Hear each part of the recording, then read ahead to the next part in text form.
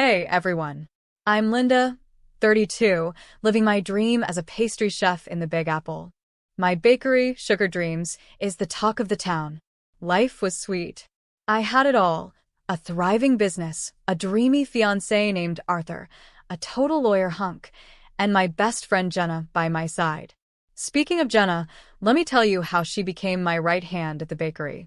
She'd been through the ringer at her last job, accused of a theft she didn't commit. Linda, I swear they just needed a scapegoat, and I was an easy target, she told me, her voice trembling. I trusted her completely, so I hired her as my accountant. Best decision ever, or so I thought.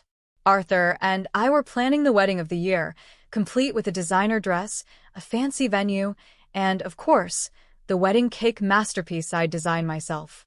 Babe, whatever you want for the cake, it's yours, Arthur said with that $1,000,000 smile. Everything was falling into place. Our wedding party was a dream team. Harry, Arthur's best friend, was our best man. My sister, Emma, was my maid of honor, and Marco, my sous chef, was an absolute wizard with a whisk. Life seemed perfect. Almost. It was the little things about Arthur that started to get to me, the way he'd get jumpy with his phone or cancel plans at the last minute. It's normal, I told myself. He's a busy lawyer, after all. But one night at dinner, his phone kept buzzing, and he looked a bit nervous. Everything okay? I asked. Oh, yeah, just work stuff, you know how it is, he replied, flashing that smile that usually melted my worries. But I couldn't shake a growing unease. Over the next few weeks, Arthur seemed even more distracted, always glued to his phone.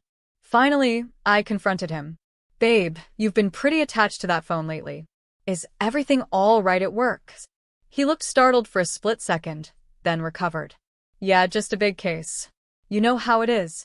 But I didn't really know, did I? The next day at the bakery, I couldn't focus, and Jenna noticed. Linda, what's wrong? She asked, glancing over with concern. It's Arthur, I admitted. He's been so distant lately. Am I crazy? Jenna forced a smile. Come on, it's probably just pre-wedding jitters. You know how guys get. I wanted to believe her, but there was something off in her voice. Later that week, while Arthur was showering, he left his phone on the counter. Curiosity got the better of me. I shouldn't have looked, but I did, and my heart dropped. Dozens of texts from someone named S with heart emojis. When Arthur came out, I confronted him. Who's S, Arthur? He paused, then laughed. Oh, that's just Sam from the office. You know, the intern. She's emoji crazy. I nodded, but my gut told me something wasn't right.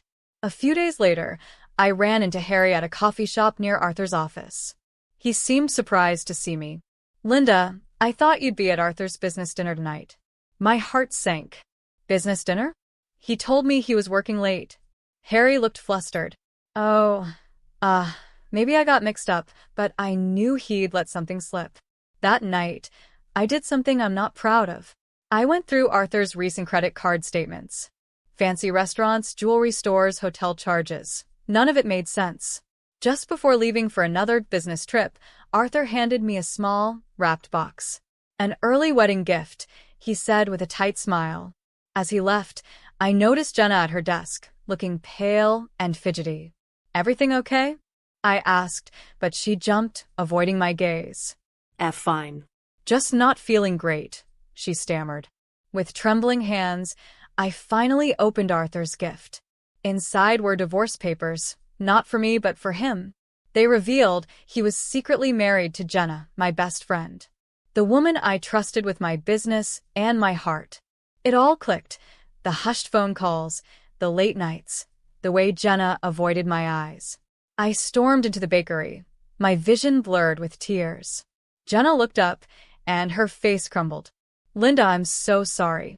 I never meant for this to happen. She broke down, confessing everything. It started as a fling, but it got serious. We got married 6 months ago.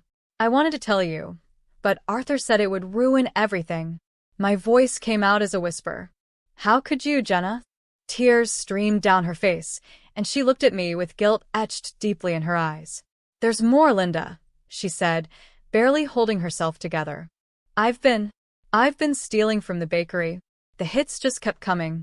I collapsed into a chair, my legs too weak to support me. Arthur, he's not as well off as he pretends, she confessed. He kept asking me for money, saying he'd pay it back, but he never did. And I was scared to say no. I'm so sorry, Linda. I've betrayed you in every way possible. As Jenna continued her confession, I felt the walls of my perfect life crumble around me. I felt like I was drowning.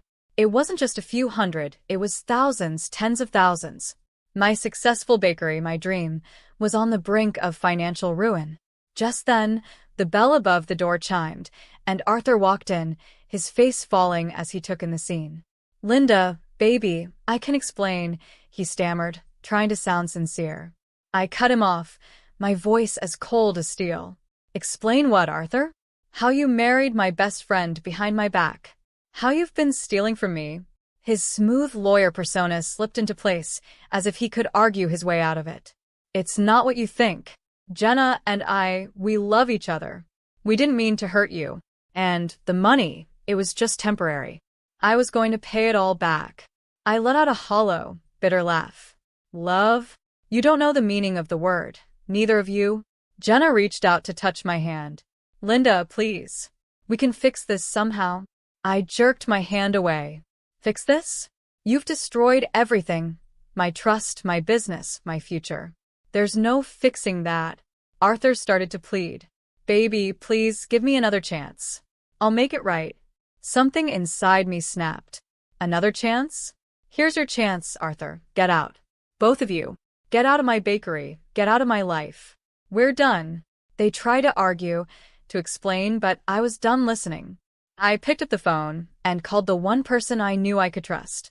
Emma, I need you now. My sister arrived in mere minutes. She took in the scene with wide eyes, then pulled me into her arms as I finally broke down. Taking charge, she ushered Arthur and Jenna out with a stream of language that, under any other circumstances, would have made me laugh. Over the next few hours, Emma and I pieced together the full extent of the betrayal. The theft had left Sugar Dreams in dire straits, bills unpaid, suppliers demanding payment, and barely enough in the account to make payroll. What am I going to do, Emma? I sobbed. The bakery was my dream, and now… Emma squeezed my hand. We'll figure it out, sis. You're not alone in this. As the shock began to wear off, a steely determination took its place.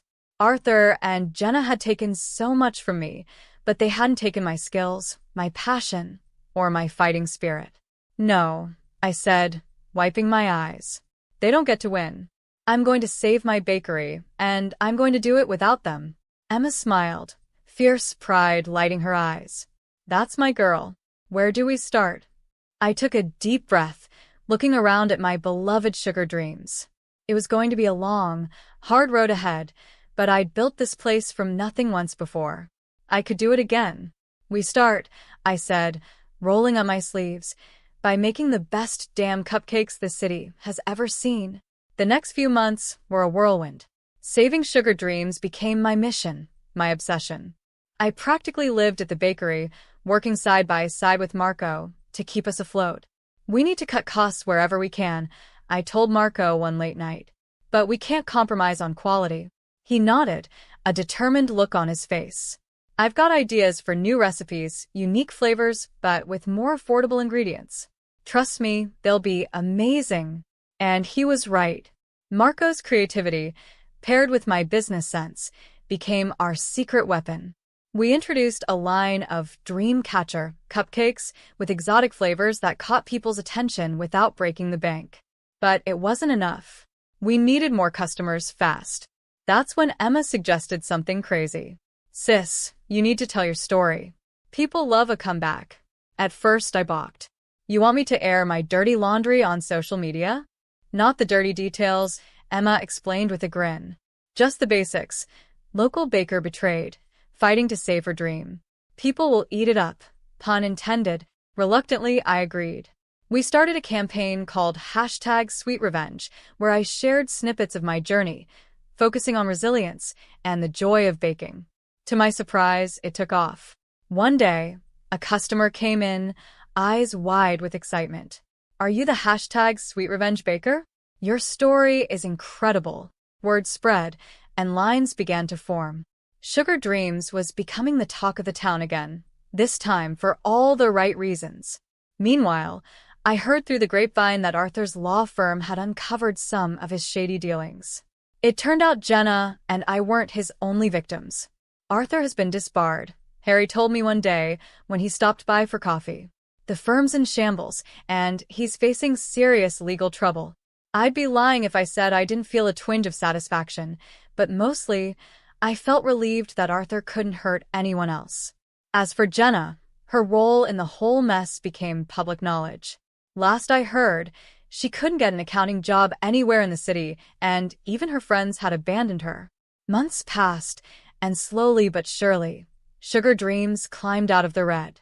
Every paid bill, every new customer felt like a personal victory. 1 year to the day after I discovered Arthur's betrayal, I stood in my bustling bakery, the air thick with the scent of fresh pastries and the hum of happy chatter. Marco appeared at my side, grinning. "We did it, boss." "We really did it?" I smiled back, feeling a warmth that had nothing to do with the ovens. "We sure did." Just then, the bell above the door chimed, and I looked up to see a familiar face. Arthur. He looked terrible, his designer suit replaced by worn clothes, his confident swagger gone. Our eyes met, and for a moment, I saw a flicker of the man I thought I'd loved. But then he turned and fled, the bell jangling behind him. I could have felt angry or sad, but instead, I felt free. Turning back to the bakery, my bakery, I picked up a piping bag. There were cupcakes to frost, customers to serve, and a sweet, successful future ahead. And it was all mine. Now, I have a question for you. If you were in Linda's shoes, would you have given Arthur or Jenna a second chance? Or do you think cutting ties was the right decision?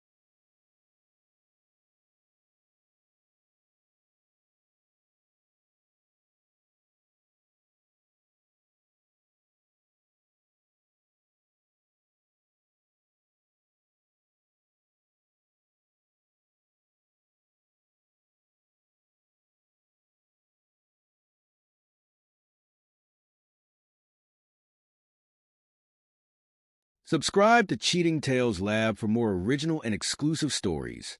We hope you enjoy this one. Let's begin. Jake Morrison, a dedicated 38-year-old middle school math teacher, pulled his car into the pickup lane at Oak Ridge Middle School. The crisp autumn air nipped at his face as he scanned the crowd of chattering preteens for his son. Ethan, his son, trudged towards the car, head down, shoulders slumped. Jake's brow furrowed. This wasn't like his usually talkative and exuberant son. "Hey, buddy," Jake called as Ethan climbed into the passenger seat. "How was school?" Ethan mumbled something unintelligible and turned to stare out the window. In the rear-view mirror, Jake caught a glimpse of reddened eyes and tear-stained cheeks. His concern deepened. The drive home was uncharacteristically quiet. Normally, Ethan would be regaling Jake with tales of his day. Who said what in homeroom, the latest middle school drama, his triumphs and tribulations in pre-algebra. Today, nothing. Jake pulled into the driveway of their modest suburban home. Before Ethan could bolt for his room, Jake placed a gentle hand on his son's shoulder. "Hey," he said softly. "What's going on, kiddo? You know you can talk to me about anything, right?" Ethan's lower lip trembled. For a moment, Jake thought he might open up, but then the boy shook his head and darted inside. Jake sighed, following his son into the house. He found Ethan curled up on the living room couch, looking small and vulnerable. "Ethan," Jake said, sitting beside him, "please tell me what's wrong. I can't help if I don't know what's going on." Finally, Ethan broke down. Through his tears, he revealed the cruel taunts he'd been enduring at school. Kids calling him the milkman's son, saying he didn't look like Jake. Jake felt like he'd been punched in the gut. He struggled to keep his face neutral, not wanting to betray the sudden, irrational surge of doubt that flooded his mind. "Who's saying these things?" he managed to ask. "It started with Tommy Peterson," Ethan sniffled. He said he heard his dad talking about our family. And then he told everyone, and now they won't stop. Jake's mind raced. Mr. Peterson, their next-door neighbor. The guy was always a bit of a blowhard, but this was crossing a line. Struggling to maintain his composure, Jake pulled Ethan into a fierce hug. "Listen to me," he said, his voice thick with emotion. "I don't care what anyone says. You are my son. I love you more than anything in this world. Nothing will ever change that. You understand?" Ethan nodded against Jake's chest, his sobs slowly subsiding. "I'm going to take care of this," Jake promised, his mind already formulating plans to address the situation with the school and possibly confront Mr. Peterson. "Those kids won't bother you anymore." As he held his son, Jake couldn't shake the growing sense of unease that settled in the pit of his stomach. He had some serious questions for Sarah when she got home. The evening dragged on interminably. Jake sat at the kitchen table, a stack of ungraded math tests before him. He glanced at the clock for what felt like the 100th time. 11:47 p.m. Sarah's work meeting was running late. Again.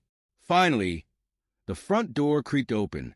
Jake's head snapped up as Sarah stumbled in, her designer clothes slightly askew. Even from across the room, Jake could smell the unmistakable mix of expensive cologne and alcohol. Sarah, a 36-year-old freelance graphic designer, kicked off her heels with a groan. "Hey, honey," she slurred. "Sorry I'm late. Big project? You know how it is." Jake set down his pen deliberately. "We need to talk." Something in his tone must have cut through Sarah's inebriated haze. She paused, one hand on the banister. "What's wrong?" Jake stood, crossing his arms. "There are rumors going around Ethan's school. Rumors about our family." Sarah's eyes widened almost imperceptibly. "What kind of rumors?" "The kind where kids are calling our son the milkman's kid," Jake said, his voice low and controlled. "The kind where Tommy Peterson is telling everyone Ethan doesn't look like me because he overheard his father talking about us." Sarah laughed, the sound brittle and forced. "That's ridiculous. Kids say stupid things all the time. Don't tell me you're actually worried about this." Jake studied his wife's face, the woman he'd loved for 15 years, the mother of his child. She'd never looked more like a stranger. I want the truth, Sarah. All of it. Sarah's demeanor shifted abruptly. The mask of drunken dismissiveness fell away, replaced by a cold, calculating look that sent a chill down Jake's spine. The truth. Sarah's lips curled into a sneer. You want the truth, Jake? Fine. Let me show you the truth. She stormed past him, heading for her home office.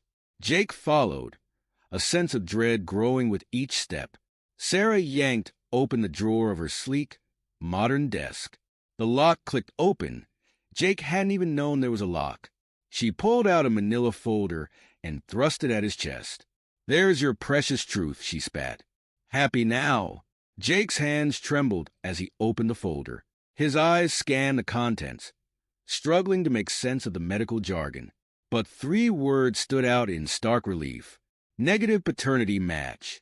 The room spun. Jake gripped the edge of the desk to steady himself. How long? He managed to choke out. Sarah laughed, the sound devoid of any warmth. How long have I known? Or how long have you been living a lie? Jake's knuckles whitened on the desk. Both. I've known since before Ethan was born, Sarah said, her voice dripping with disdain. As for you, well, let's just say your whole life has been a lie, Jake. You're shooting blanks. You couldn't father a child if your life depended on it. The words hit Jake like physical blows. He staggered back, collapsing into Sarah's ergonomic office chair. Jake's mind reeled as he struggled to process Sarah's cruel revelation. But the nightmare was far from over. Who? He whispered, dreading the answer. Sarah rolled her eyes. Does it matter? It could be any number of men. I have a thriving business, you know, much more lucrative than your pathetic teacher's salary. Jake's head snapped up. What are you talking about? A cruel smile played across Sarah's lips. Oh, honey, did you really think my graphic design business was doing that well? You never questioned where all the money was coming from. As Sarah spoke, the pieces started falling into place. The late nights, the business trips, the designer clothes and exotic vacations that always seemed just a bit out of their price range. Jake couldn't bring himself to say it. An escort, Sarah finished for him. A damn good one, too. High-end clients, very exclusive. Your neighbor, Mr. Peterson, he's small potatoes compared to some of the men I've been with. Jake felt like he might be sick. How? How many? Sarah shrugged, examining her manicured nails. I lost count years ago. But don't worry, I've always been very careful. Well, except for that one time. She gestured vaguely towards the DNA results still clutched in Jake's hand. You've been lying to me for our entire marriage, Jake said, his voice hollow. Stealing from our accounts. Cheating with God knows how many men. Please, Sarah scoffed. I haven't stolen a dime. Every penny I've earned. Unlike you, with your sad little paychecks. Do you have any idea how boring it's been playing house with you all these years? As the argument escalated, Sarah's drunken state seemed to fuel her cruelty. She boasted about her successful business, mocking Jake's modest teacher's salary and the life they'd built together. Jake opened his mouth to respond, but a small sound from the hallway stopped him cold. Both he and Sarah turned to see Ethan standing in the doorway, eyes wide with shock and brimming with tears. Mom! Ethan's voice was barely audible. Dad! Before either of them could react, Ethan turned and fled. The sound of the front door slamming echoed through the house. Ethan, Jake called, springing to his feet. He glared at Sarah, who had the decency to look slightly ashamed as the gravity of her drunken confession sank in. We're not finished, Jake growled. Torn between comforting his son and dealing with his wife, Jake made his choice. He raced after Ethan, leaving Sarah alone in the house, her carefully constructed web of lies unraveling around her. As Jake's footsteps faded into the night, Sarah collapsed onto the couch, the full weight of her actions crashing down around her. But it was too late. The truth was out, and there would be no going back. The pale light of dawn crept through the windows as Sarah stirred on the couch, groaning softly. Her eyes fluttered open, Confusion etched across her face as she struggled to piece together the events of the previous night. Jake, who had spent the night consoling a distraught Ethan, watched from the kitchen doorway. His expression was carefully neutral, betraying none of the turmoil within. "Morning," he said evenly. "Rough night." Sarah winced, pressing a hand to her forehead. "God, my head. What happened?" Jake's grip on his coffee mug tightened imperceptibly. "You had a bit too much at your work thing. I got you some water and aspirin." As Sarah mumbled her thanks and shuffled to the bathroom, Jake's mind raced. Her memory lapse was unexpected, but it could work to his advantage. He needed time to gather evidence, to build an ironclad case. Once he heard the shower running, Jake sprang into action. He moved swiftly through the house, gathering bank statements, credit card bills, and Sarah's laptop. Anything that might hold a clue to the extent of her deception. Jake's phone buzzed. A text from Melissa Chun, the private investigator he'd contacted in the early hours of the morning. "Can meet at 2 p.m. Discrete location sent separately. Bring all relevant documents." Jake exhaled slowly. It was really happening. He was investigating his own wife, the mother of his child. By the time Sarah emerged, dressed for another day of her graphic design work, Jake had his game face on. He played the role of concerned but oblivious husband perfectly, asking about her plans for the day and mentioning offhand that Ethan wasn't feeling well and would stay home from school. As soon as Sarah left, Jake was on the phone with his college friend and lawyer, Michael Reeves. "Mike, I need your help," Jake said, his voice tight. "It's about divorce proceedings and securing custody of Ethan." Michael's response was immediate and supportive. "I'm here for you, Jake. Let's meet and go over everything." Over the next few days, Jake worked tirelessly. He met with Melissa, providing her with every scrap of information he could find on Sarah's activities. The private investigator set to work tracking Sarah's movements and compiling a client list. Jake also began setting up hidden cameras and audio devices around the house, his stomach churning at the necessity of such deception. But he needed evidence, and this was the only way to get it. In between his clandestine activities, Jake had several recorded conversations with Sarah, where she unwittingly admitted to her actions while sober. Each admission was like a knife to his heart. But Jake steeled himself, knowing it was all necessary for what was to come. Simultaneously, Jake opened a separate bank account and began quietly transferring his legitimate earnings. He couldn't risk Sarah emptying their joint accounts once she realized he was onto her. As the evidence mounted, Jake felt a sense of purpose settling over him. Jake arrived at Oak Ridge Middle School on Monday morning to find the parking lot abuzz with activity. Teachers huddled in small groups, their faces etched with concern. As he approached the main entrance, he spotted Principal Evelyn Walsh, engaged in a heated discussion with Superintendent Richard Grayson. "Jake," Evelyn called, beckoning him over. "We need to talk." Jake's stomach dropped as Evelyn outlined the crisis. Severe budget cuts across the district threatened everyone's job security. Programs were on the chopping block, teaching positions in jeopardy. "We need to show improvement in our test scores," Evelyn explained, her eyes darting nervously to Superintendent Grayson. "Significant improvement. Quickly."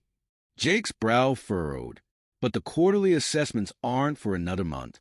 How can we possibly?" "We need you to adjust some of the data from last year," Grayson cut in, his voice low and urgent. "Nothing drastic, just enough to show an upward trend." Jake stared at them, uncomprehending. "You want me to falsify student records?" Evelyn winced at his blunt phrasing. "Think of it as creative data interpretation. For the good of the school, Jake. For your students." Jake's mind reeled. Was this really happening? First Sarah's betrayal, and now this? "I can't do that," he said firmly. "It's wrong. It's illegal, and it does nothing to actually help our students." Grayson's face darkened. "Mr. Morrison, I don't think you understand the gravity of the situation. Your job, everyone's jobs, are on the line here." Jake straightened, meeting the superintendent's gaze unflinchingly. "Then fire me. but I won't be part of this. He turned on his heel and strode into the building, leaving a sputtering Grayson and a conflicted Evelyn in his wake. As he reached his classroom, Jake's hand shook slightly as the full impact of what he'd done hit him. He'd just put his career on the line. With everything else going on in his personal life, he might have just committed professional suicide. Meanwhile, Sarah, completely unaware of Jake's knowledge, continued her deception. She breezily informed Jake of a weekend business trip to meet a new, high-profile client. "It's a potentially huge account," she gushed. "If I land this, we could be looking at a serious upgrade to our lifestyle." Jake nodded, keeping his expression neutral even as his mind raced. This was exactly the kind of lead Melissa had been waiting for. As soon as Sarah left, Jake contacted Melissa. Within hours, she had a startling update. "Jake, we've identified Sarah's new client," Melissa said. "It's Victor Rossi. On the surface, he's a charismatic businessman, but my sources say he's got ties to a dangerous criminal organization. Money laundering, extortion, you name it." Jake felt the blood drain from his face. "Are you saying Sarah's involved with the mob?" "I don't think she knows," Melissa replied. "Rossi's careful about keeping his less savory activities under wraps. But Jake, this complicates things. Exposing Sarah's activities could potentially put her in harm's way." Jake sat heavily in his chair, the weight of this new information crushing down on him. He was faced with a moral dilemma he never could have anticipated. How could he protect Ethan and seek justice without potentially endangering Sarah's life? As he grappled with this impossible situation, Jake realized that the stakes had just gotten exponentially higher. Whatever he decided to do next would have far-reaching consequences for everyone involved. Over the next few days, Jake threw himself into formulating a plan. He knew he needed to expose Sarah's activities, not just to their family and community, but to the authorities as well. But he had to do it in a way that wouldn't tip off Rossi or his criminal associates. After careful consideration, Jake decided to start by anonymously tipping off Detective Laura Hawkins, an ambitious local cop he'd read about in the paper. He crafted a carefully worded email hinting at Sarah's connection to Councilman James Hartford's recent scandal. Next, Jake focused on protecting Ethan from the impending fallout. He called his parents, spinning a tale about a special grandfather-grandson project that would require Ethan to stay with them for a while. It wasn't a complete lie. Jake did want Ethan to spend more time with his grandparents, especially now. As Jake worked, he discovered that Sarah and Victor were planning to attend a high-profile charity gala. Many of Sarah's clients would be present, making it the perfect opportunity to expose her double life. Jake spent hours preparing a digital presentation, compiling irrefutable evidence of Sarah's activities. Financial records, recorded conversations, client lists, everything Melissa had uncovered went into the file. All the while, Jake continued to play the role of oblivious husband. He nodded absently when Sarah mentioned the gala, feigning disinterest in the boring charity thing. He even helped her pick out a dress, swallowing his disgust as she preened in front of the mirror. "You sure you don't want to come?" Sarah asked, adjusting her jewelry. "It could be fun." Jake shook his head, forcing a rueful smile. "You know those fancy parties aren't my scene. Besides, I've got a stack of tests to grade. You go, have a good time." As Sarah left for the gala, Jake felt a mix of emotions wash over him. Anger, certainly, grief for the life he thought he'd had, but mostly a determination to see this through to the end. He checked his watch. In just a few hours, he would set his plan in motion. Sarah's carefully constructed world of lies and deceit would come crashing down around her, and Jake would be there to witness every moment of it. The Grand Plaza Hotel gleamed like a jewel in the night, its facade awash with twinkling lights and the constant flash of camera bulbs. Oak Ridge's elite streamed through the doors, decked out in their finest for the annual community charity gala. Jake Morrison adjusted his tie, feeling distinctly out of place in his rented tuxedo. As he approached the entrance, he felt the weight of the concealed recording device pressing against his chest. The grand ballroom was a sea of glittering gowns and polished shoes. Jake's eyes scanned the crowd, finally landing on Sarah. She looked stunning in a form-fitting red dress, her hair swept up in an elegant updo. With practiced casualness, Jake began to mingle. He recognized many of the attendees from Sarah's client list, men who had no idea their dirty little secrets were about to be aired in the most public way possible. "Jake, is that you?" He turned to see Margaret Chun, wife of the police chief, eyeing him with surprise. "Mrs. Chun." Jake greeted her warmly. "Lovely event, isn't it?" "Indeed," she replied, her gaze drifting to where Sarah stood, laughing with a group of men. "Though I must say, I'm surprised to see you here without your wife." Jake leaned in conspiratorially. "Between you and me, I'm a bit surprised myself. There have been some strange goings-on lately, but I'm sure it's nothing." He moved on before Margaret could press for details, knowing he'd planted a seed of curiosity that would soon bloom into full-blown scandal. Across the room, Jake spotted Councilman James Hartford, his florid face flushed with what looked like more than just alcohol. Sarah was at his elbow, whispering something that made the councilman's eyes dart nervously around the room. A ripple went through the crowd as a new arrival commanded everyone's attention. Victor Rossi strode into the ballroom, his powerful presence drawing all eyes. Jake watched as Sarah's face lit up, her body language shifting subtly as she excused herself from Hartford and made her way towards Rossi. Jake's jaw clenched. It was time to accelerate his plan. He made his way to where Timothy Walsh, a local journalist known for his salacious exposés, was hovering near the bar. "Mr. Walsh," Jake said, clapping the man on the shoulder. "Just the person I wanted to see. I've got a story that might interest you. It involves a certain councilman, a high-end escort ring, and enough blackmail material to keep you in headlines for months." Walsh's eyes gleamed with interest. "Is that so, Mr. Morrison? And where might one find evidence of such outrageous claims?" Jake smiled tightly. "Oh, I think you'll find it's about to become very public indeed." As Jake worked the room, dropping calculated hints and innuendos, he could see the atmosphere beginning to shift. Whispers and suspicious glances spread like wildfire. More than once, he caught Sarah's eye across the room, her confident smile faltering slightly as she noticed the strange undercurrent in the crowd. Jake checked his watch. It was almost time. He made his way towards the stage, his heart pounding in his chest. Everything he'd worked for, everything he'd uncovered, it all came down to this moment. As he climbed the steps to the podium, Jake caught sight of a familiar face near the back of the room. Detective Laura Hawkins, dressed to blend in with the crowd, gave him an almost imperceptible nod. Jake took a deep breath and stepped up to the microphone. Sarah's world was about to come crashing down around her, and he was the one holding the wrecking ball. "Ladies and gentlemen," Jake's voice rang out across the ballroom, "if I could have your attention, please." The crowd quieted, all eyes turning towards the stage. Jake could see Sarah in the back, her brow furrowed in confusion. "As you know, this gala is all about charity and community," Jake continued, his finger hovering over the remote in his pocket.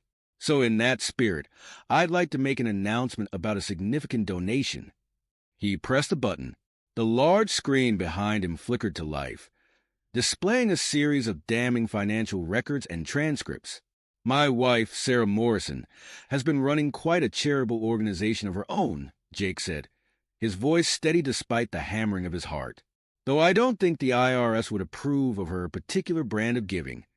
A gasp rippled to the crowd as the implications of Jake's words and the evidence on the screen sank in. For years, Sarah has been operating as a high-end escort, servicing many of the fine gentlemen in this very room, Jake continued, his eyes scanning the sea of shocked faces. "But that's not all.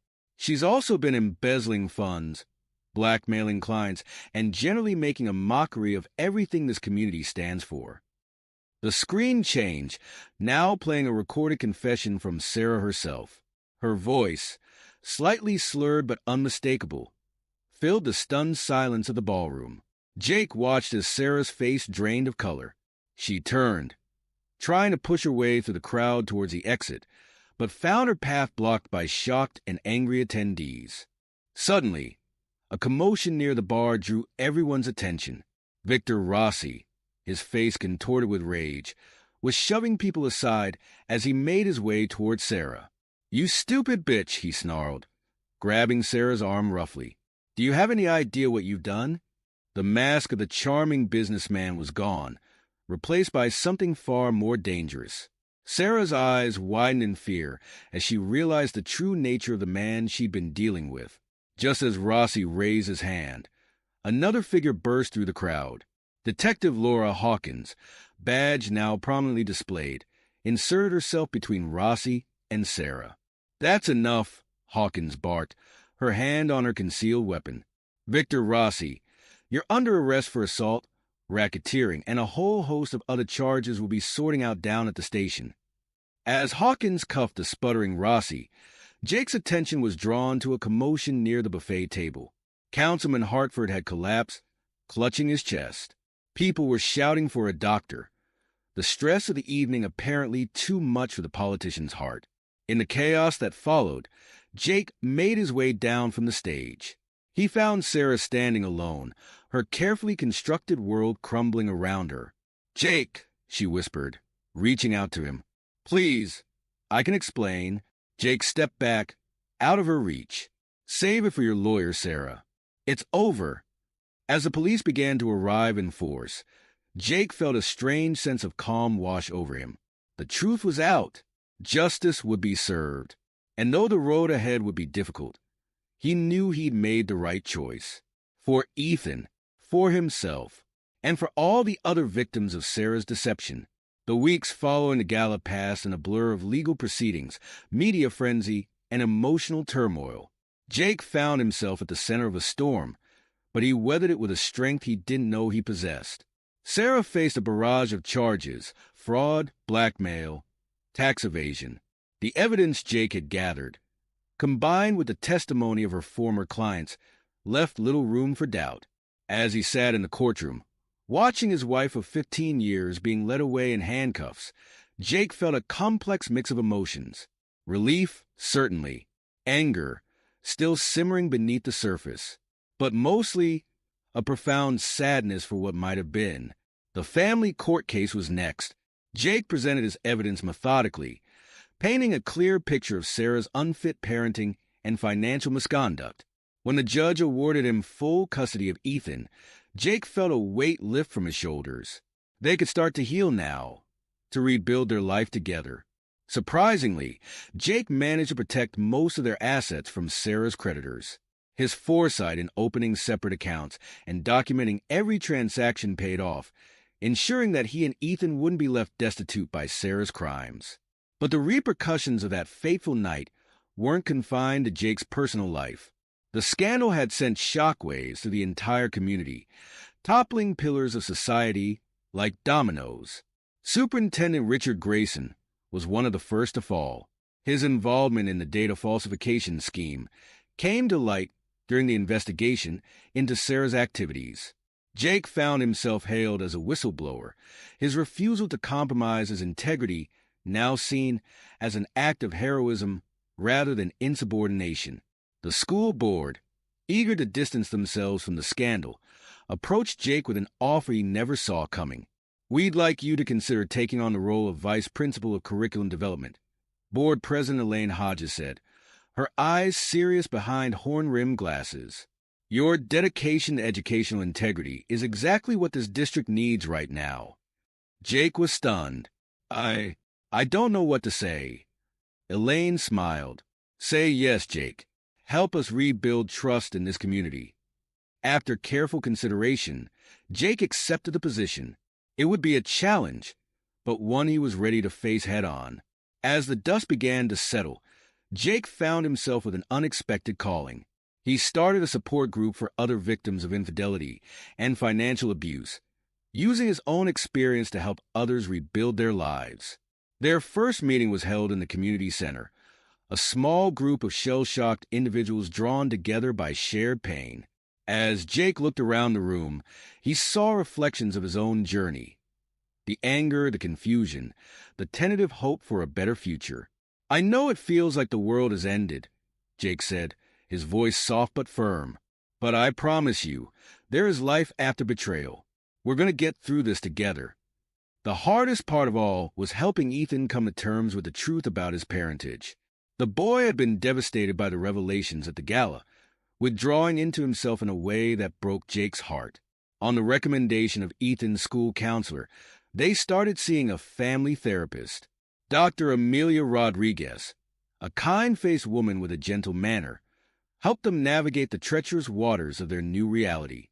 "Ethan," she said in one of their sessions, "can you tell me how you're feeling about everything that's happened?" Ethan, slumped in his chair, shrugged. "I don't know. Confused, I guess. Angry. Sad." He looked up at Jake, his eyes shining with unshed tears. "I don't even know if I should call you Dad anymore." Jake felt like he'd been punched in the gut. He leaned forward, taking Ethan's hands in his own. "Listen to me, Ethan. I have been your father every day since you were born. I've loved you, cared for you, watched you grow. Biology doesn't change that. As far as I'm concerned, you are my son in every way that matters." Slowly, painstakingly, they began to rebuild their relationship. There were setbacks. Days when Ethan would lash out in anger, nights when Jake would lie awake wondering if he was doing enough. But there were victories, too. The first time Ethan laughed freely again. The day he asked Jake for help with his math homework, just like old times. As summer turned to fall, Jake made a decision. They needed a fresh start, away from the whispers and sidelong glances of a town that knew too much of their business. They found a modest house in a nearby town, close enough that Jake could commute to his new job, but far enough to feel like a new beginning. As they unpacked boxes in their new home, Jake felt a sense of hope he hadn't experienced in months. On their first night in the new house, Jake tucked Ethan into bed, just as he had when Ethan was small. "Dad," Ethan said softly as Jake turned to leave. "Yeah, buddy." Ethan hesitated for a moment, then met Jake's eyes. "You know you'll always be my real dad, right? No matter what." Jake felt his throat tighten with emotion.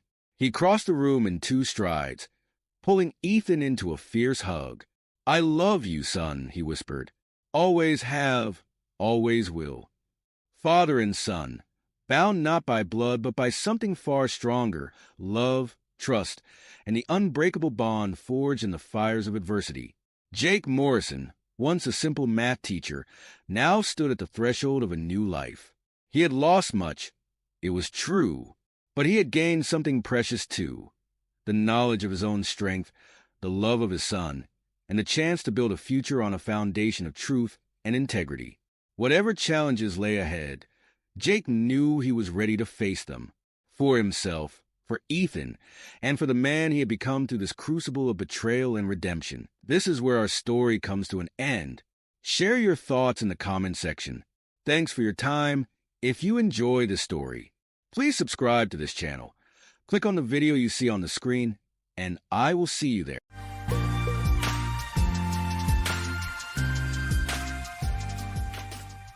Looking back now, it's hard to believe how much my life has changed. Growing up in a small town in Georgia, everything felt simpler and more predictable. My family wasn't perfect, but I always thought we had each other's backs. My younger brother, Billy, was always causing trouble, but I believed we were close. I never imagined that everything I thought I knew would fall apart because of him. I worked as a mechanic, helping my dad run our family garages, and I was married to my high school sweetheart, Teresa.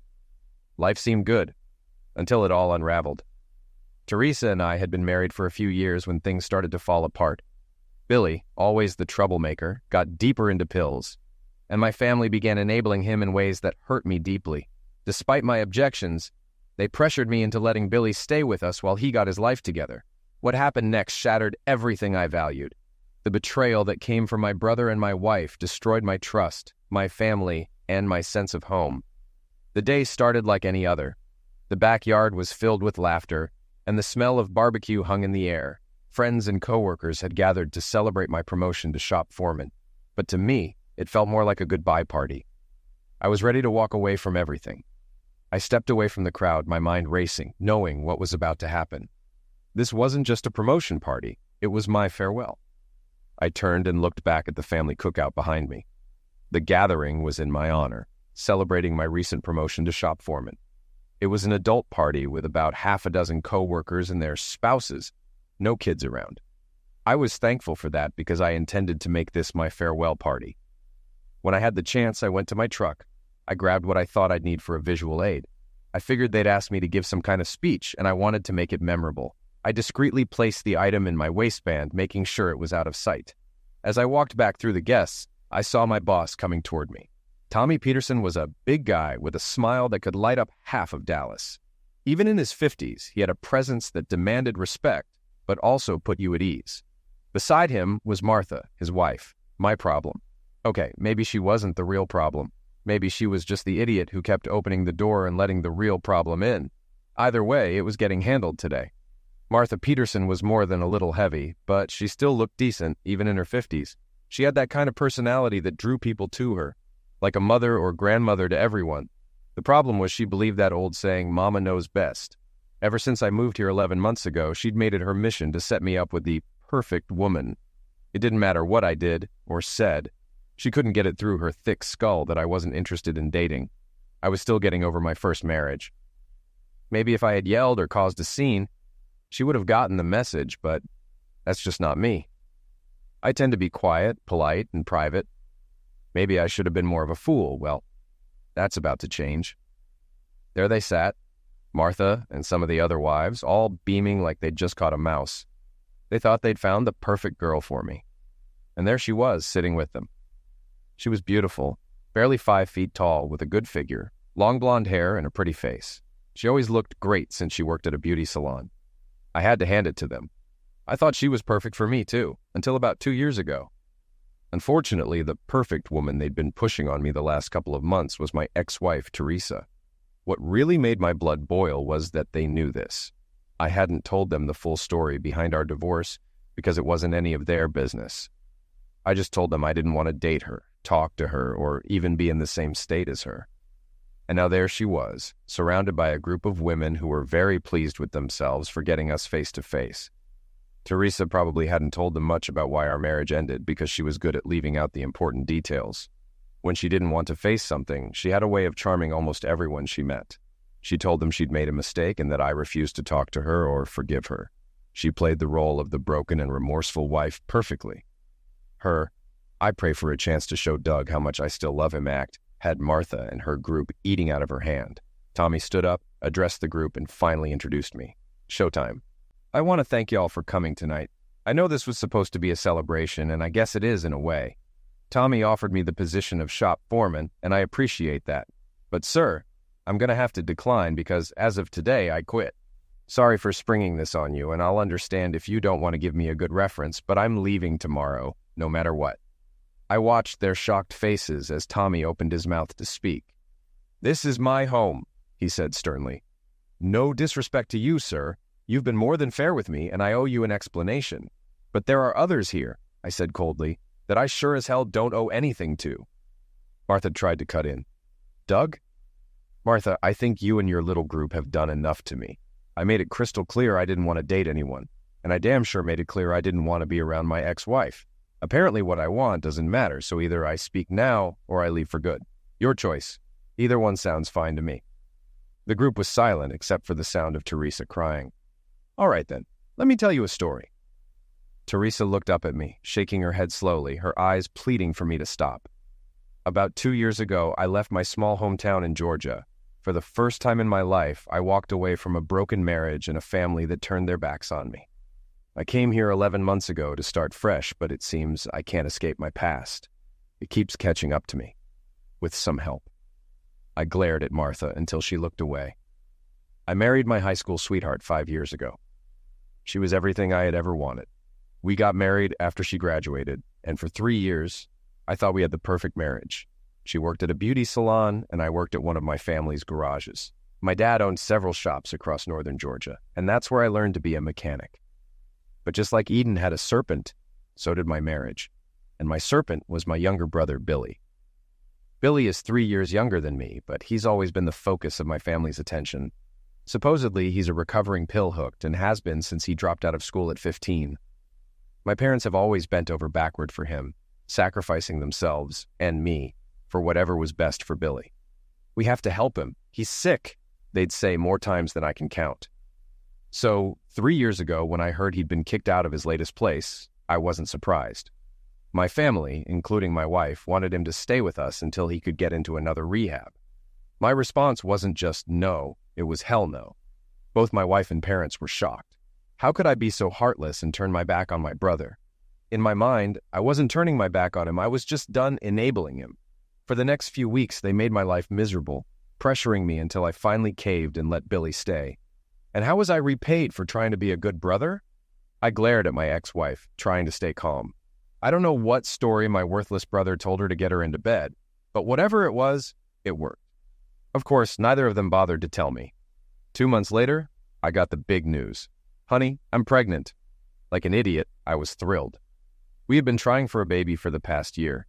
Imagine my surprise a few months later when the doctor told us there was a problem with the baby. A small heart defect, something common in babies of mothers who use cocaine. My wife, of course, denied using any pills. Then the doctor said something that turned my world upside down. He mentioned studies suggesting that pill dependence in fathers could cause birth defects too. I started to get angry. The doctor asked if I'd been using pills. When I said no, he chalked it up to birth defects being a mystery, leaving me wondering. My wife, the person I trusted more than anyone, told me I was the father. But things weren't adding up. After the baby was born and had successful surgery, I wasn't stupid. I had a DNA test done. The results came back and that was that. I was an uncle. I lost it. I threw my cheating wife's stuff out of the house, grabbed my Glock, and went looking for that piece of crap brother of mine. I searched everywhere but couldn't find him. My parents had hidden him away in some out-of-state rehab, so how did they know? Well, that's another gut punch. Seems Billy had waited a whole week before telling them what he'd done. Then the four of them sat around, hoping I'd never find out. I filed for divorce the next day. The minute my soon-to-be ex-wife was served, the endless excuses and apologies started pouring in from her and my parents. I wouldn't talk to the cheating promiscuous for weeks. I couldn't stand the sight of her or the sound of her voice. I was in shock. Everything I had dreamed of was gone. I had been betrayed and lied to by the people who said they loved me. After a week of relentless pressure from my parents, I agreed to talk to her. I listened to all her excuses. He was depressed, said he had nothing to live for. I felt sorry for him. I was just trying to comfort him, but things went too far. The dope he was smoking messed with my head. It was only that one night. It was just pity's ex, and it didn't mean anything. Apparently, their first time was so bad that he started talking about eliminating himself. The second time, she restored his will to live. My ex-wife, aiming for sainthood, one depressed guy at a time, makes you wonder if she's been visiting homeless shelters to spread her joy. I swallowed the bitter taste rising in my throat. Teresa sat there quietly crying. My parents and Teresa were all over me like flies on manure. And they didn't stop there. They brought in others to try to talk sense into me. My personal favorite was when the pastor from the church my family had attended for generations came to visit. My family had given a lot to that church, funding a bunch of their projects. He went on and on about the power of forgiveness. After a while, I got fed up and agreed to forgive her, but with two conditions. The first was that he'd preach a sermon on Sunday about coveting your brother's wife. The second was that I'd stand in front of the whole congregation the next Sunday and give my testimony before I publicly forgave them. I smiled, remembering the look on his face. Never heard from him again. But my parents didn't stop. They said exactly what I expected. You need to be the bigger man. Teresa made a mistake, but her heart is in the right place. Your wife and baby need you. A real man wouldn't walk away from them. We raised you better than this. It went on and on. My dad eventually said how disappointed he was in me for not forgiving Teresa and Billy. I shot back how disappointed I was in them as parents.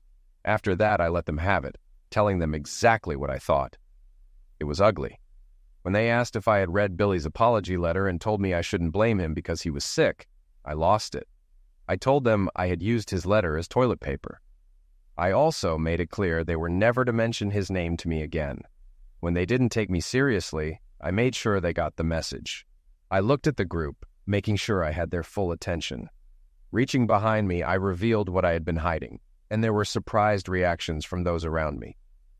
I thanked God I was at Tommy and Martha's house. Normally, pulling a weapon in Texas would get you shot, but Martha had banned weapons in her home, so I knew I was the only one carrying. The usual arsenal my coworkers kept would be in their trucks or cars. In a low, threatening voice, I continued, "I see you're reacting the same way my parents did. I remember what I told them that day. Mention that prick's name to me one more time, and I was determined to confront him, no matter the consequences. I swear to God you'll be burying your favorite son by the end of the week." I paused, watching the color drain from several faces. I'd made my point. Apparently, my parents believed me, since they haven't spoken to me since that day. Too bad I can't say the same for my ex-wife. I figured it was best to leave before I hurt someone, so I moved across the state line to Alabama to wait out my divorce. I left Teresa and the baby everything except for a few dollars, just enough to start over. I suppose I should be thankful. It took her 6 months to find me. I'd heard she had a breakdown and ended up in the hospital. Apparently, she tried to eliminate herself. She failed. Just like her attempt to stay faithful to her husband. Close, but no cigar. I looked at Teresa as she buried her face in her hands, her shoulders shaking as she sobbed. I'd like to say I felt sorry for her, but I didn't. She had made me what I am by ripping out my heart. All that's left is the pain of my past and a rage I have to fight to control. Every day over the last 2 years, I've struggled to move on. Her constant stalking hasn't helped. She always said we were soulmates, destined to be together forever. I used to think it was silly, like something she'd read in a book and liked the sound of. Now I have my doubts. I've never felt so alone, like a piece of me is missing. I catch myself looking to my side, wanting to ask her opinion. Sometimes I even reach for her hand, but it's never there. My heart is growing colder, and my anger builds each time it happens. She had always been there for me. I remembered my high school graduation. My dad didn't make it because Billy had gotten into trouble again. Dad went to the police station to bail him out and talk to a counselor. My mom was so worried she was a mess, so I told her to go and be with Dad. So my graduation party was with friends and some extended family, but none of my immediate family. I tried to hide my disappointment, but Teresa saw right through me. She made sure I felt loved that night, in more ways than one. It really had been my special night. I woke up in the middle of the night after the party, lying in bed with her undressed body curled up next to me. I noticed my parents standing in the doorway, watching us. Slowly, I got up, put on my boxers, and walked over to the door. My dad looked like he wanted to say something about Teresa being there, but he thought better of it. My mom had tears in her eyes. They both whispered their apologies for missing my party. I lied and said it wasn't a big deal. I told them I'd be moving out soon and staying with my cousin until Teresa and I could get married. Then I shut the door in their faces. My focus snapped back to the present when a couple of people started to stand. I cleared my throat and shook my head. They quickly sat back down. I placed the Glock beside me and you could hear the sighs of relief. I looked at them and continued my story. When she tracked me down, she moved into the same trailer park I was living in. Even after I got a restraining order and filed a dozen complaints, I knew I needed to move again.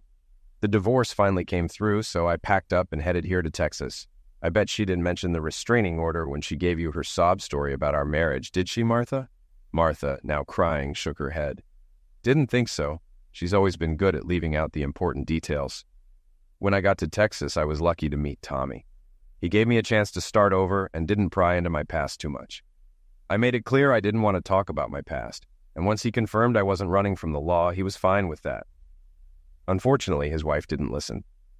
I hadn't told anyone where I was moving, not even my few friends back in Georgia.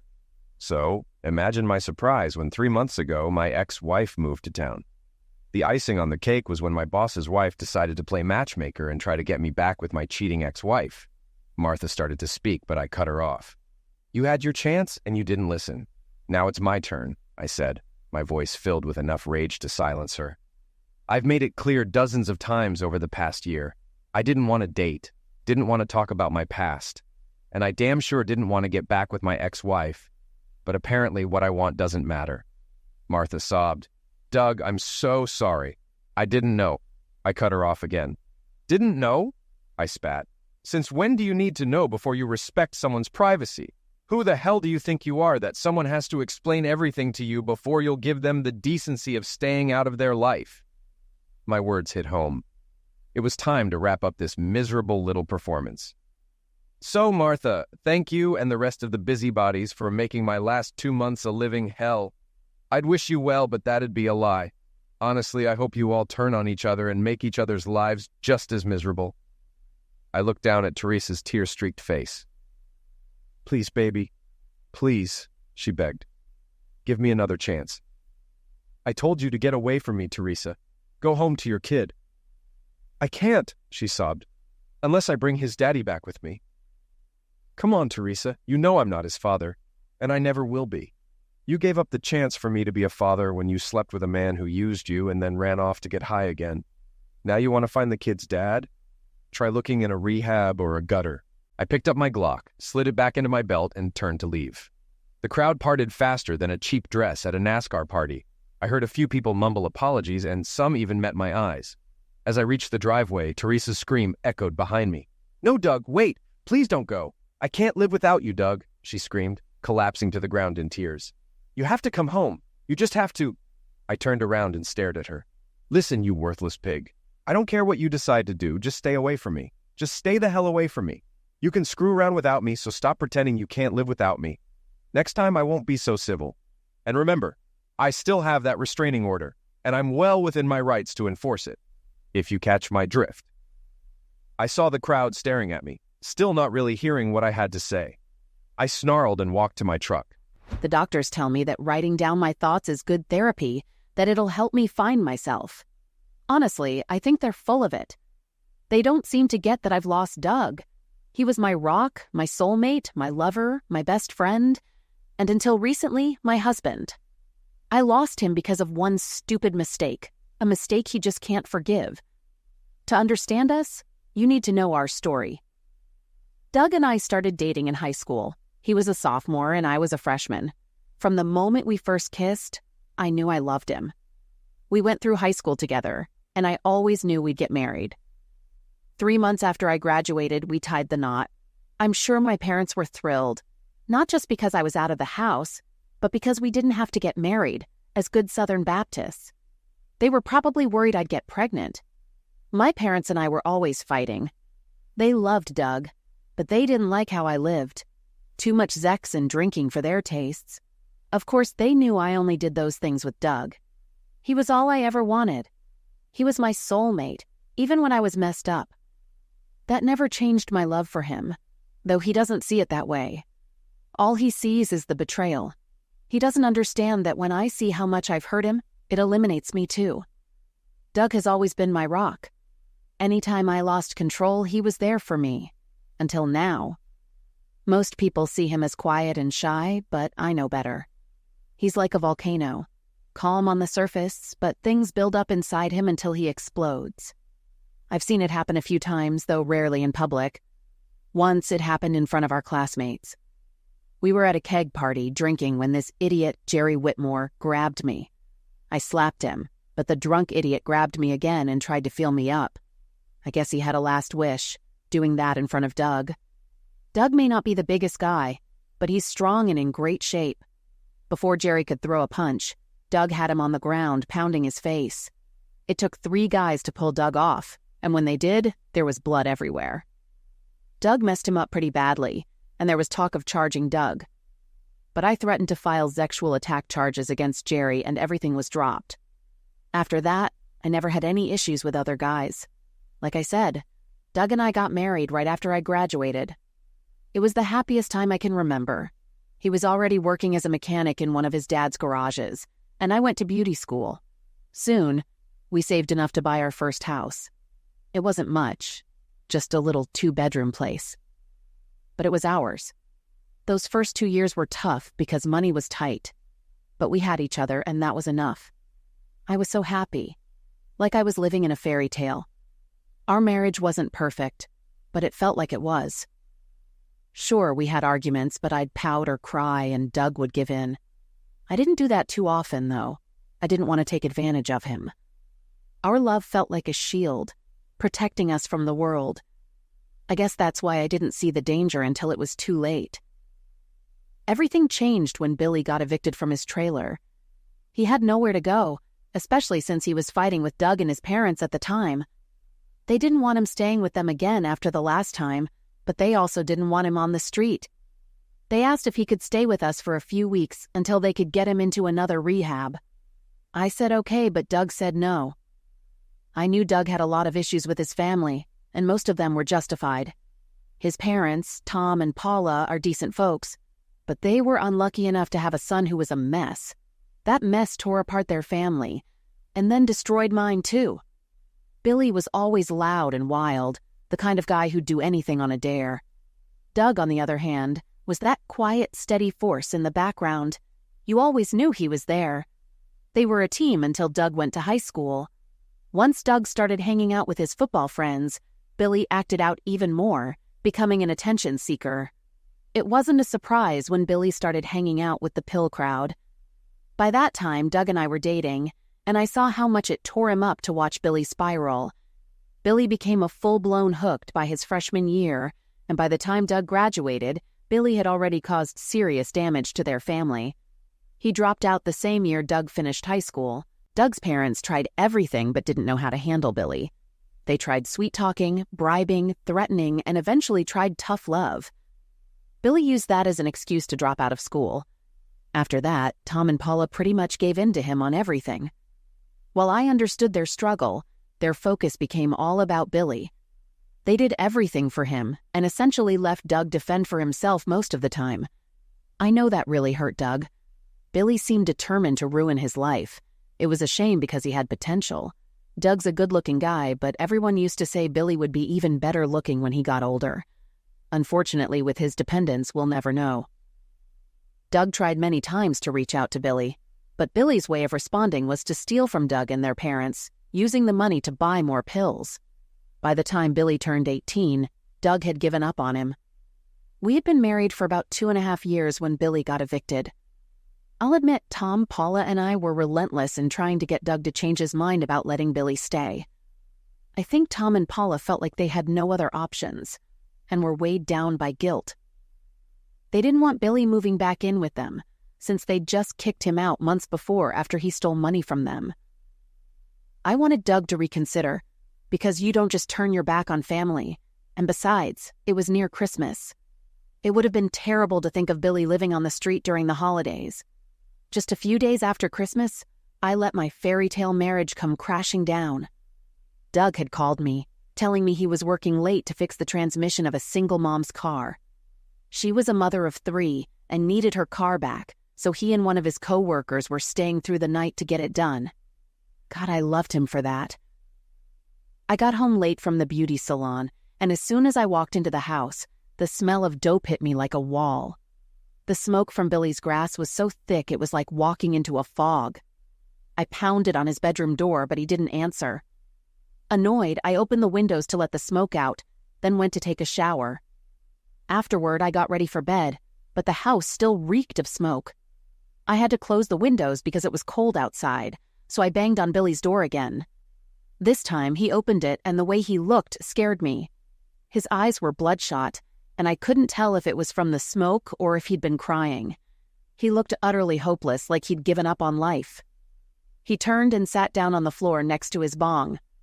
I walked in and immediately felt a rush from the lingering smoke. I'd smoked grass a few times before, so I knew what it was doing to me.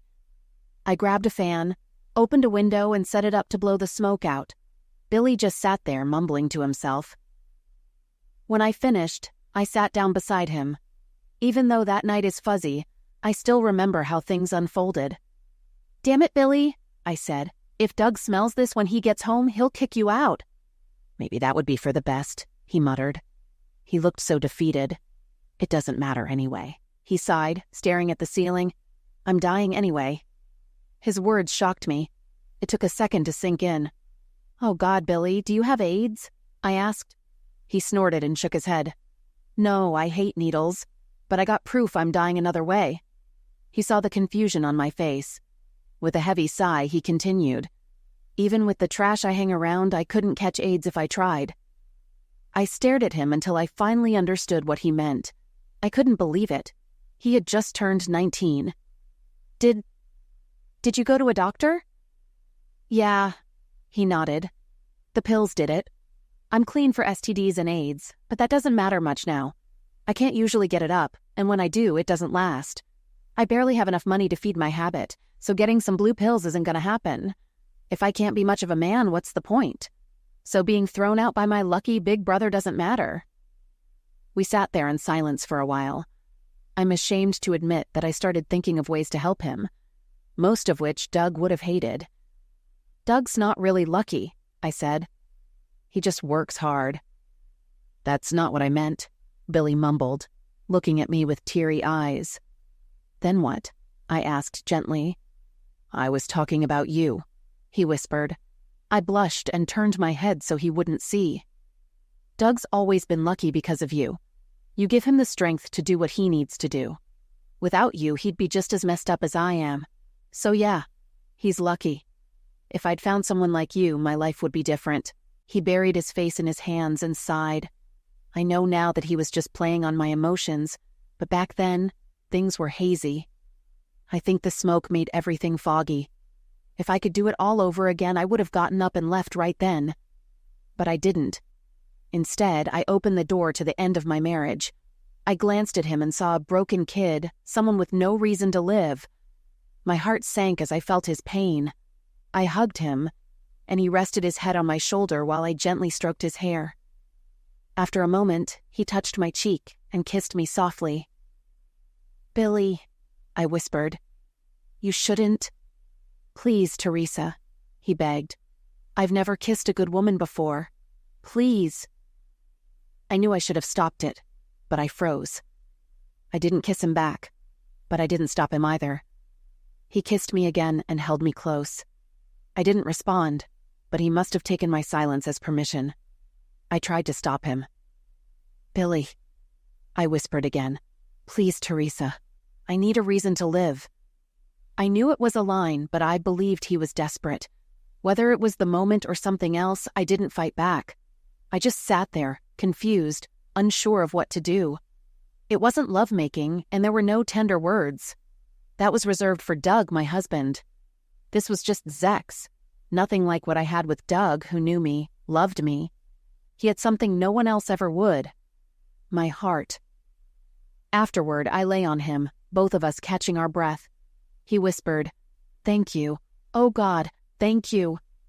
I lay there knowing I'd given him hope, and that felt good. I got up, and that's when reality hit. The weight of my betrayal crashed down.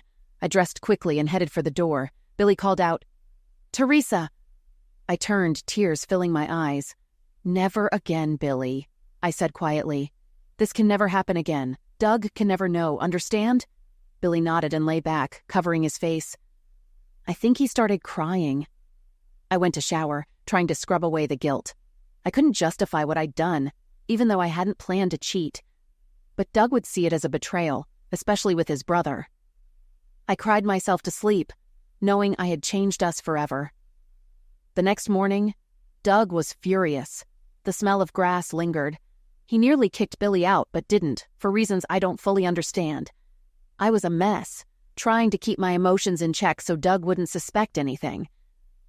That night, I made love to Doug like it was the last time, scared of what the future held. When he asked, I lied and told him I had a nightmare about him leaving me. He was so gentle, and for that night, we were whole again. I promised myself I'd never be so foolish again. In the following weeks, Billy watched me but didn't speak to me alone. He moved out 3 weeks later. 2 weeks after that, I found out I was pregnant. Doug and I were thrilled, and I had no doubt the baby was his. After all, we had an active sex life. It wasn't until Billy asked if he could be the father that I started to worry. I was furious and embarrassed to learn Billy had already told Tom and Paula. They weren't happy, but they didn't expose me. We all agreed to bury the secret and pray Doug never found out. I felt sick. I'd never kept anything from Doug before, but this would destroy him. Every night, I prayed the baby was his. But when the doctor said there was a problem with the baby, I knew my prayers hadn't been answered. Surgery could fix it, but the defect had been linked to Pillis. My heart stopped. The doctor asked if I used pills, and I denied it. Then he asked Doug the same, explaining that studies showed defects could be linked to the father's pill use. Doug nearly lost it until the doctor said nothing was certain when it came to birth defects. But I knew then the seed of doubt had been planted. Over the next few months, I tried to reassure Doug the baby was his without revealing my doubt. He never directly asked, but I was barely holding on to hope. After the baby was born, everything unraveled. Doug got a DNA test and found out Billy was the father. He threw me out that same day. My parents disowned me, and I ended up living with Doug's parents.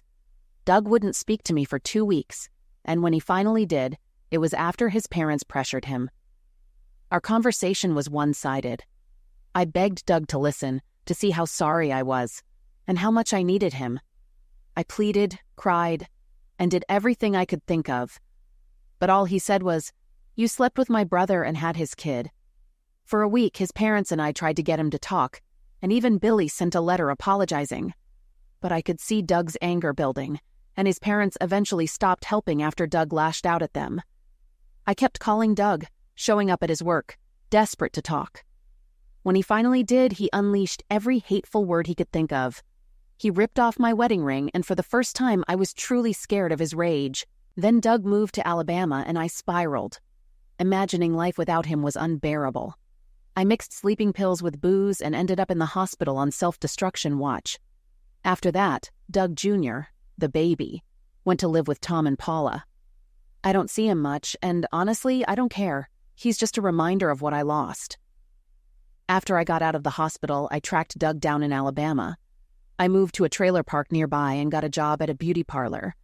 I kept trying to talk to him, but eventually, he got a restraining order. Still, I didn't give up. Doug divorced me shortly after, likely because the judge knew the baby wasn't his. A few months later, Doug moved again, this time to Texas. It took me 8 months to find him. When I did, I took a different approach, slow and patient. I met some of the local women and subtly shared how much I wanted Doug back, without revealing everything. I got another salon job and waited. Eventually, Martha, one of the women I met, saw how much I loved Doug and how sorry I was. She helped set up a plan for us to talk at a party, but it went horribly wrong. Doug told everyone a harsh, condensed version of our story. When I begged him to come home, he told me to eliminate myself. I knew then it was truly over. After the party, I fell apart again. Martha got me to a hospital, and I ended up back on self-destruction watch. I haven't seen the baby since before my first breakdown. Tom and Paula are taking care of him and will probably adopt him. I can't stand to look at him. He's a constant reminder of my mistake and everything I've lost. I know it's not the baby's fault, but it doesn't change how I feel. Does that make me a terrible person? Absolutely. I've realized I'm a horrible wife and mother who lost everything that mattered.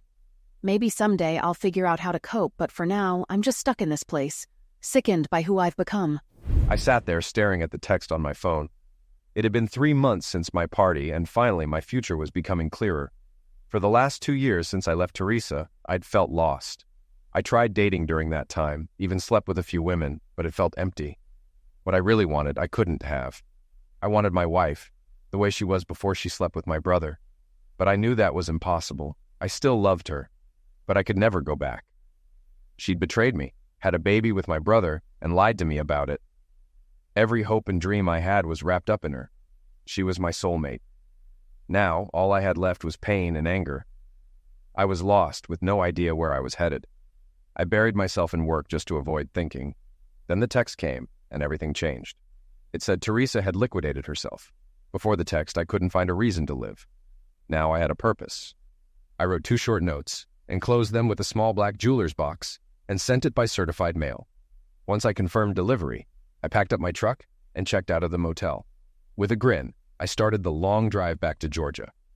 What was in the package I sent to my parents? One note to them said since the promiscuous took the easy way out, it was up to me, his uncle, to handle my nephew's future. I wrote that I knew they could support him financially once Billy and I were out of the picture.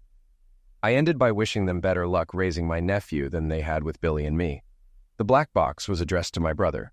Inside were 4 items: the smashed remains of my wedding rings, a single 9mm bullet, and a note with just 3 words: time to run.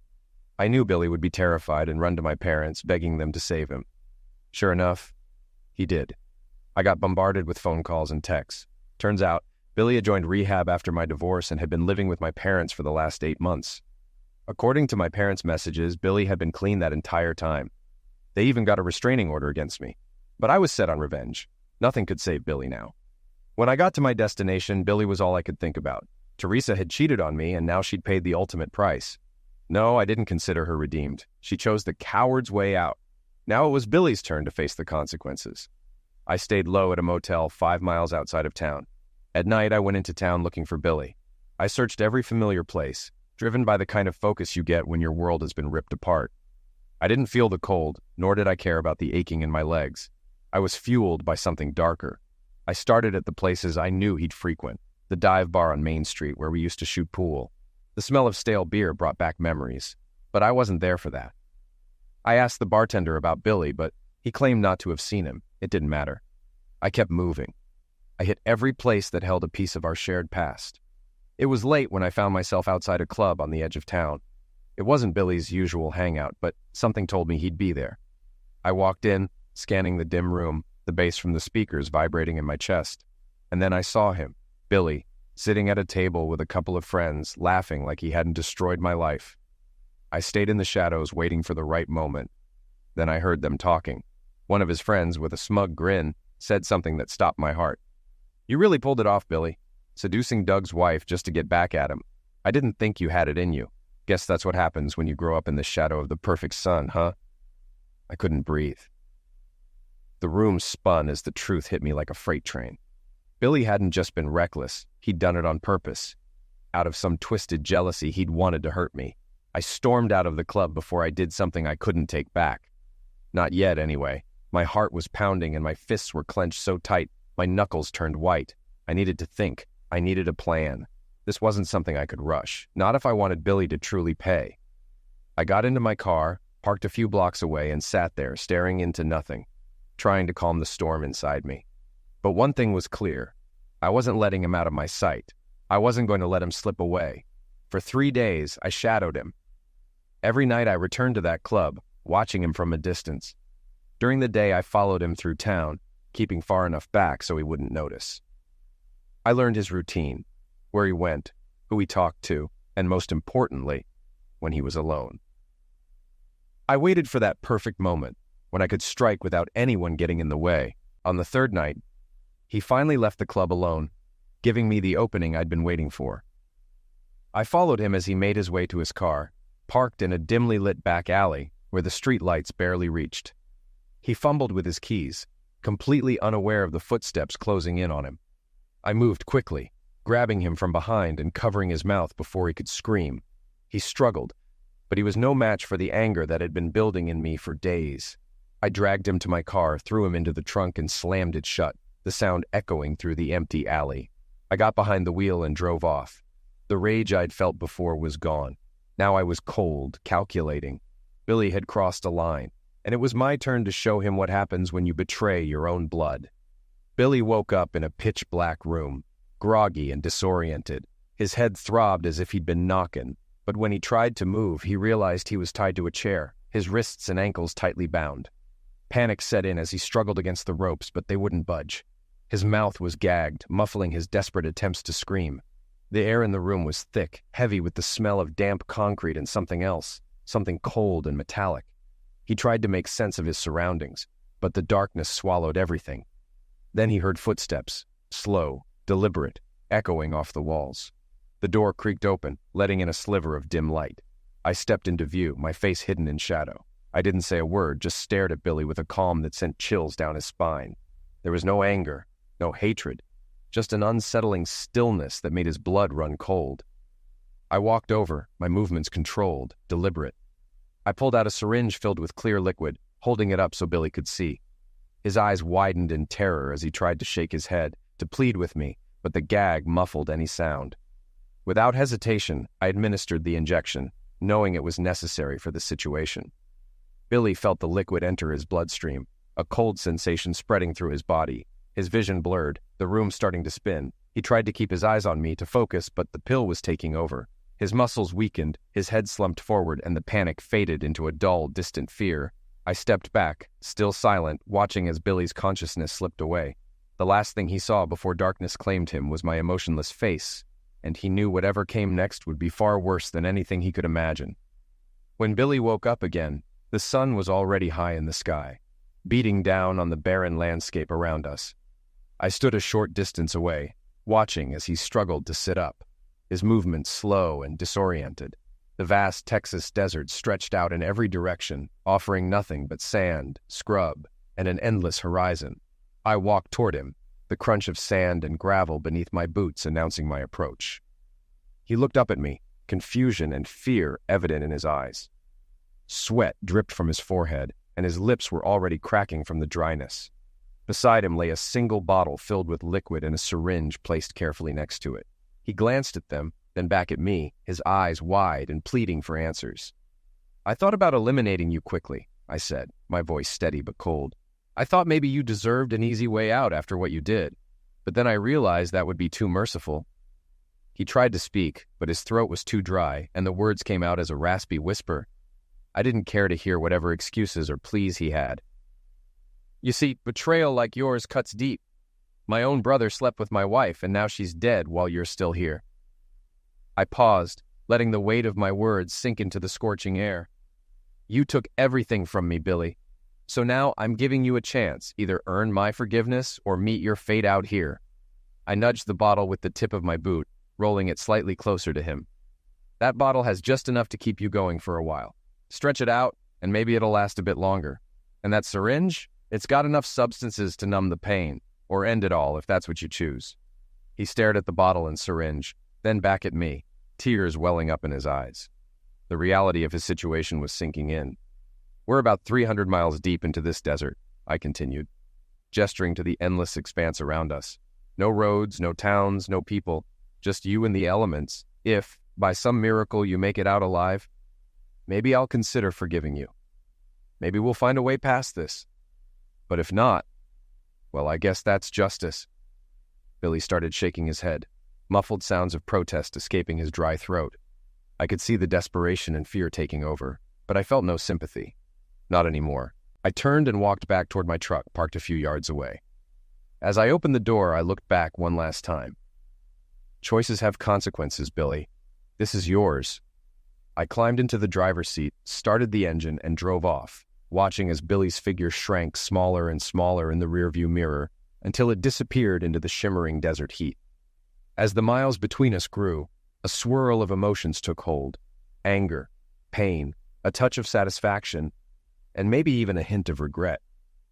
Only time would tell if leaving him there was enough punishment, or if this decision would haunt me for the rest of my life. The desert has a way of stripping things down to their core, revealing the truth. Maybe out there alone under the unforgiving sun, Billy would finally realize the weight of what he'd done, or perhaps the desert would claim him, and with him, the last remaining ties to a family that had already been shattered beyond repair. Either way, I drove on, the open road ahead offering no answers, only the endless horizon and the hope that somewhere along the way, I might find peace. 5 days later, I was arrested for Billy's disappearance. I was tried, but there was no evidence linking me to the crime. I'd kept my phone switched off while I was in Texas, leaving no digital trail and no physical evidence of me being near him. The motel owner, a middle-aged single mother I had helped years ago on Christmas night, provided an alibi. I guess good deeds pay off in the end. My parents were furious, of course. My mother cursed me with every biblical punishment she could think of. My father just stared at me in silence, his disappointment clear. My lawyers argued that Billy had a history of running away and pill dependence. His body was found with a syringe in his arm and traces of vodka in an empty bottle. They claimed Billy had relapsed, run away again, and gotten lost in the desert. They suggested that Hooked sometimes hitchhiked between states, chasing a fix. I was acquitted of all charges. My parents haven't spoken to me since. It doesn't bother me anymore, not after everything. 6 months later, I found myself back in my hometown, trying to put the pieces of my life back together. I opened a garage, just like I'd always dreamed of. Working with my hands kept my mind off the past, off Billy, off the desert and everything that came with it.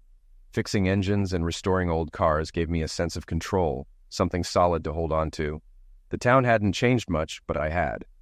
The familiar faces felt a little more distant now, but I stayed focused on my work, keeping to myself. It was easier that way. The garage did better than I expected. Word got around that I was back, and soon enough, people started bringing in their cars, trusting me to get them running again. It felt good to be useful, to have a purpose. Then there was Sarah. She brought in her beat-up sedan one day, a car that had seen better days. She was a single mom, just doing her best to get by. We started talking while I worked on her car, small talk about the town, her kid, life. But there was something about her, a quiet strength, that drew me in. We began seeing more of each other after that. I hadn't planned on it. I didn't think I was ready to let anyone in, not after everything that had happened. But Sarah had a way of making things seem simple, even when they weren't. She didn't pry into my past, didn't push me to open up. She just let me be. And somehow that was exactly what I needed. Her son, Timmy, was a great kid. Smart, curious, always asking about the cars I was working on. I found myself spending more time with them, helping out, fixing things around their house, just being present.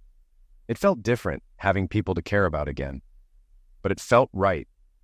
Life wasn't perfect, and there were still nights when the past crept in, when the weight of what I'd done and what I'd lost pressed down on me.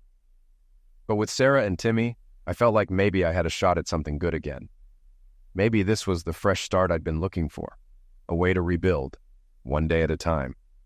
So I kept moving forward. The garage, Sarah, and Timmy, they were my future now.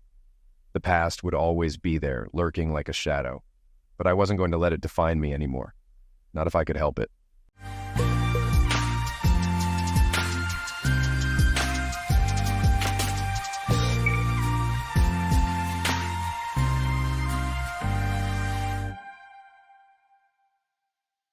Welcome to Lost Relation Chronicles. Hi, I'm Ben Flanders, 34, divorced and happy. My wife left me 4 years ago for what she called a newer and younger version of me. Her exact words were, "He's so much like you were before we got married. You used to bring me flowers, be romantic, and made me feel like the most important person in the world. But after 6 years, you've shown your true colors. I can't even remember the last time you took me to dinner. I'm sorry, but I'm not in love with you anymore. I just want out. I don't want anything from this marriage." He's wealthy and told me to claim nothing. I didn't argue or try to reason with her. My final words were, "Let me know when the divorce papers are ready. I'll sign them. I guess you'll be moving out today, so I'll go out for a while to give you time to pack." And just like that, my marriage ended. It's humiliating when your wife chooses another man over you, and for a while, I felt like less of a man. But I eventually got back into dating, and the positive feedback I got about my performance in bed boosted my ego. Maybe the compliments were just sweet talk from women seeing me as potential husband material, but I didn't mind. It helped me heal. That whole experience turned me into a skeptic about marriage, and I've since lost any desire to marry again. I know in the end I'll probably die in an old age home. Kids don't have much time for aging parents anyway. So, what would I really gain from marriage? Maybe a stable sex life and some companionship? Instead, I started paying college grads for casual sex, keeping my partners perpetually young while I aged. It wasn't a bad deal. Now, I date older women, 35 to 40, for companionship and hire younger women for sex. It's the best of both worlds without any emotional risk. I also got involved in community activities so I could be around children. There were questions in my mind right after the divorce. Where did I go wrong? What did he have that made me expendable as a husband? What made her treat me like dirt? I guess they got answered in some convenient manner inside my head, or got buried. I just know that I do not ask these questions now. There was an upswing to all this. As soon as she left me, I left my job and went into business for my own. I was a realtor. I was damn good at making people find their dream homes, and I did it much better when I did it for myself. Pretty soon serious money started pouring, and with my needs being so few, I kept on reinvesting that into business, and in these last 4 years, I have made 10 times of what I made in the last 6. I had not seen or heard from Kathy since the divorce became final. I did, however, see her parents around town quite often. I nodded politely to them when I saw them, but never struck up any conversation. Kathy was still living in the same town, but thankfully her new boy toy did not move around in the same circles as I did. It was about 3 years after the divorce became final that I heard from Kathy for the first time. "I want to talk," she said, as I picked up the phone. I could recognize her voice but still asked, "Who am I talking to?" "It's Kathy. Have you forgotten my voice?" "Nah, I was not expecting your call, that's all." "So, when can we talk?" She was sounding lost and distant, the zing in her voice gone. "Talk, I am listening." "Not this way. How about I come around to our home and talk?" "Fine, just let me know the address." "That is not funny. You do know where our home is. I have called our home number and you are home." She was starting to get irritated. "Oh, you mean my house? This has not been a home in the last 3 years, and whatever it is, a house or a home, it is mine and not ours. You have crossed the threshold of this house, and this house no longer is ours." "Okay, can I come to your house and talk?" She was not fighting back, and it killed half the fun for me. "Sure. When do you want to stop by?" "Would half an hour be too soon?" "I do not want to come between any plans that you have made, but I do want to talk to you as soon as possible." "Okay, I'm here." That was the end of the telephone call. She turned up about half an hour later, still looking as beautiful as ever. She was dressed in a smart jean and a white t-shirt. I always thought this was the sexiest attire for her. I was seated in the living room and the TV was on full blast. As she walked in, she surveyed the room and saw nothing familiar. All the furniture was new, and even the 42-inch HD TV was a recent addition. Once she was seated, I asked her, "I am surprised that after all this time there is still an unresolved issue that you need to talk about with me." Everything was unresolved. We never did talk about why did we end. All I said was that I was leaving. "I am ashamed that I never gave you the closer." "Oh, if that is all you are worried about, don't be. All that mattered to me was that you were not interested in growing old with me. Once I got it in my thick head that I would be spending the rest of my days without you, I had the resolution. You know me, I am practical. I do not get into why, how and who of matters that I have no control over. Now that your mind is at rest, would you stay for a drink, or do you have someplace to go? Is this all there is to it? You are not bitter? You do not want to shout on me or call me names. I did that 3 years ago, in the solitude of my room as I burned each photograph of our marriage one by one. If I would have known that you wanted to be a party to it, I would have recorded it. At that time, the only thing you were interested in was your happiness. How was I to know you had any interest left in my physical or mental welfare? I never stopped caring about you. I just fell out of love. I did not love you. I still cared for you. Then why did you not break it more gently to me? Why did you not keep a track of how I was doing? I did keep a track of you. About being gentle while breaking off. I guess I was too selfish and too torn apart to think clearly at that time. Okay, that seems to be an explanation. I am not happy about this explanation, but it might be true. Just one question. If you cared about me, and if you kept track of me, why did you not call when you found out that I lost my parents in a car accident? All of my friends and well-wishers called. Heck, even Ray Sterling's, the high school jock I never got along with, called me and offered his condolences. Why did I not receive your call?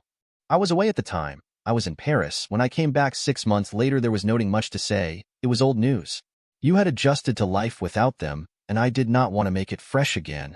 When did you decide you would have a talk with me? Just 2 days ago. Why?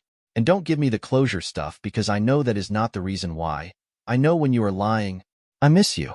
I have never missed anything in my life as much as I have missed you. I made a horrible mistake and I want to come back. And what about Tim? How are things with him? He has realized that I am still in love with you and wants to end this charade that we have come up with, and you expect to start off where we left off?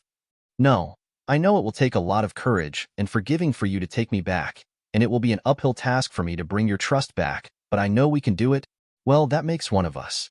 I do not see how we can do it. Aren't you willing to try? You know that we have been good together, and we can be again.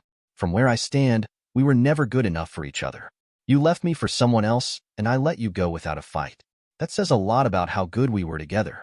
I know you desperately want to have something to latch onto, now that Tim is not around for long, but I am not the one. I am sure another Tim will come by and help you along. How could you think so low of me? I am not trying to latch onto you. I am trying to get my life back.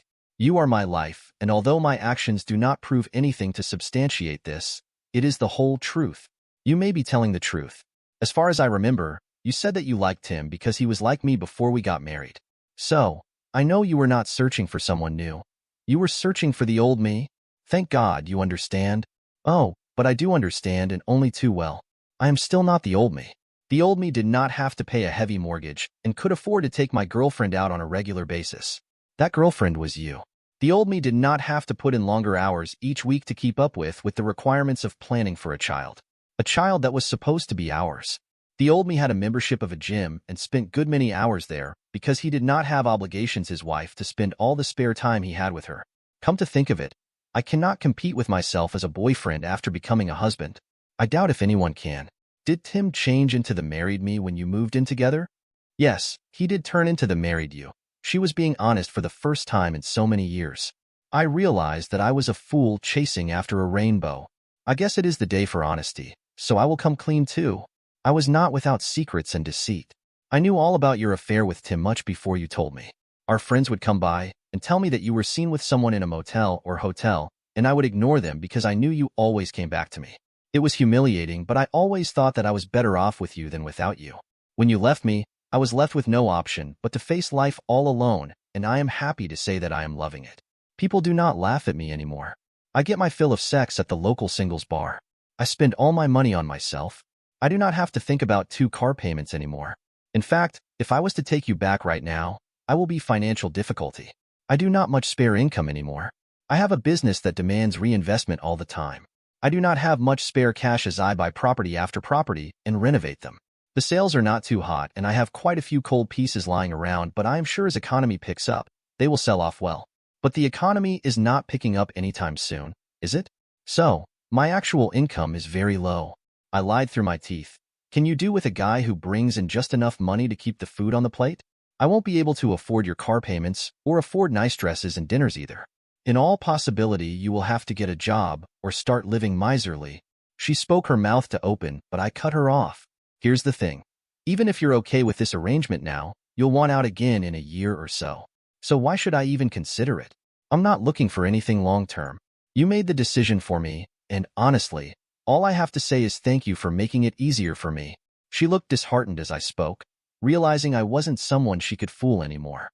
Dear listeners, please share your thoughts in the comments section below and don't forget to like, share, and subscribe.